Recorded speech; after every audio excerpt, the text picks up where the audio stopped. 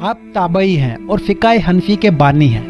آپ کا نام نعمان اور والد کا نام ثابت تھا۔ کنیت نام سے زیادہ مشہور ہے، یعنی ابو حنیفہ، لیکن یہ حقیقی کنیت نہیں ہے۔ آپ کی ذات نہ صرف علم کا ایک وسیع و عریض سمندر تھی، بلکہ آپ عمل کی بلندیوں پر بھی فائز تھے۔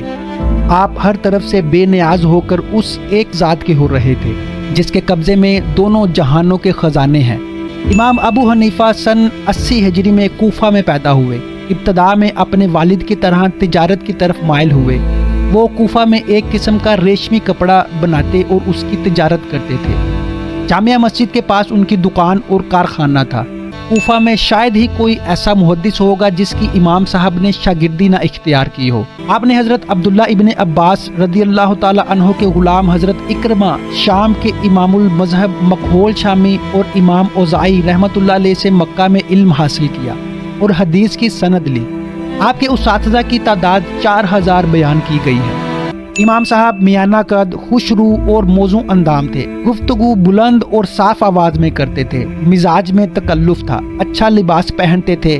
وظیفہ لینے کے مخالف تھے، اس لیے آپ رحمۃ اللہ علیہ کو حق گوئی میں کبھی باک نہ ہوا۔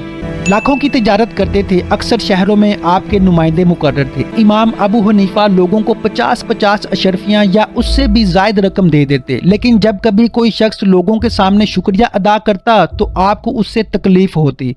موصول ہونے والے تحائف تو آپ دوسروں میں تقسیم کر دیا کرتے تھے اور خود آپ کا یہ حال تھا کہ دوسروں کو زیادہ سے زیادہ تحفے دیا کرتے تھے۔ آپ رحمت اللہ علیہ اپنے طلباء کے لیے جمعہ کے روز طرح طرح کے کھانے پکواتے، لیکن کھانے میں خود شریک نہ ہوتے۔ کوفہ کے والی ابن حبیرہ نے جب امام صاحب کو میر مفتی بنانا چاہا تو آپ نے انکار کر دیا۔ اس پر اس نے امام صاحب کو درے لگوائے، جس کا امام صاحب کی والدہ کو بہت صدمہ ہوا۔ امام صاحب فرماتے ہیں، مجھے اپنی تکلیف کا چندہ خیال نہ تھا، البتہ یہ رنج تھا کہ میری تکلیف کی وجہ سے میری والدہ کے دل کو صدمہ پہنچا۔ امام صاحب کی تصنیف کردہ کتب میں فقہ اکبر، العالم المتعلم اور مسند شامل ہیں۔ امام ابو حنیفہ نے جس قدر مسائل مدون کیے ان کی تعداد 12,90,000 سے کچھ زیادہ ہے۔ اپنے شاگردوں میں سے 40 ماہر افراد کا انتخاب کیا، ان کی ایک مجلس بنائی، ان میں امام ظفر بھی شامل تھے۔ اس طرح فقہ کے اعلیٰ درجے کے ایک ادارے کی بنیاد پڑی۔ اس ادارے نے امام ابو حنیفہ کی سربراہی میں 30 برس تک کام کیا۔ امام ابو حنیفہ نے اپنا اصول تحقیق کچھ یوں بیان کیا ہے، میں کتاب اللہ سے اخذ کرتا ہوں، اگر کوئی مسئلہ مجھے وہاں نہیں ملتا تو سنت رسول اللہ صلی اللہ علیہ وآلہ وسلم سے لیتا ہوں، اور جب وہاں بھی نہ ملے تو صحابہ کرام میں سے کسی کا قول مان لیتا ہوں، اور جب معاملہ ابراہیم شعبی، ابن سیرین اور عطا پر آ جائے تو یہ لوگ مجتہد تھے، اس وقت میں بھی انہی لوگوں کی طرح اجتہاد کرتا ہوں۔ امام ابو حنیفہ دینی مسائل میں غور و فکر کے بعد اپنے شاگردوں سے بحث کرتے تھے اور پھر حاصل بحث کو لکھوا دیا کرتے تھے۔ امام ابو حنیفہ کے فتاویٰ کو پورے ملک میں قانون کا درجہ حاصل تھا۔ آپ کے شاگردوں کی تعداد 730 اور ایک دوسری روایت کے مطابق 880 بتائی جاتی ہے۔ 146 سنہ ہجری میں آپ کو خلیفہ نے بلایا اور قاضی کا عہدہ پیش کیا۔ آپ نے انکار کر دیا۔ منصور نے قسم کھا کر کہا کہ آپ کو عہدہ قبول کرنا ہوگا۔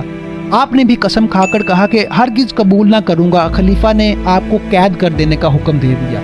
قید کے دوران بھی تعلیم کا سلسلہ جاری رہا۔ بالآخر لوگوں کے بے حد زور دینے پر محض خلیفہ کی قسم پوری کرنے کے لیے آپ نے فرمایا کہ دجلہ کے پار ایک چھوٹی سی آبادی رصافہ کے قاضی کا عہدہ قبول کرتا ہوں۔ خلیفہ اس پر راضی ہو گئے۔ رصافہ میں آپ نے 5 دن گزارے، پھر آپ بیمار پڑ گئے اور 6 دن تک بیمار رہے اور اسی بیماری کے عالم میں اپنے رب سے جا ملے۔ سن 150 ہجری میں علم کا یہ چمکتا ہوا آفتاب غروب ہو گیا۔ مورخ خطیب کے مطابق وفات کے 20 دن بعد تک بھی لوگ آ کر نماز جنازہ پڑھتے رہے۔ آپ کو آپ کی وصیت کے مطابق خیزرہ کے مقبرے کے مشرق میں دفن کیا گیا۔ جس محلے میں آپ کا مقبرہ واقع ہے وہ اب بھی امام اعظم کے نام سے اعظمیہ کہلاتا ہے۔ واللہ تعالی عالم ورسولہ عالم۔